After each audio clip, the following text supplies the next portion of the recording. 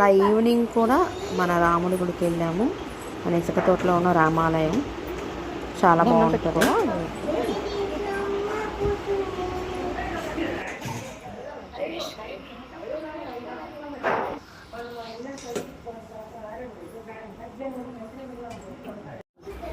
Jai Sriram, Jai Sriram, Jai Sriram, Jai Sriram, Jai Sriram, Jai Sriram.